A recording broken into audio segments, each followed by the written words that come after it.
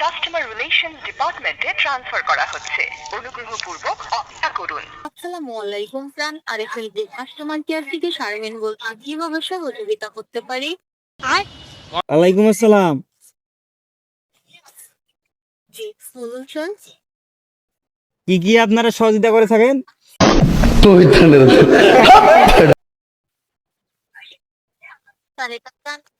Customer care, কি সহযোগিতা নেওয়ার জন্য ফোন দিয়েছেন? আমার 2টা বালতি লাগতো। দুইটা বলছি কোথা থেকে? Just আচ্ছা বদনা, তোমার পাওয়া যায় স্যার, আপনি আমায় জানাবেন যে এটা কোথা থেকে পারচেজ করবেন আপনি।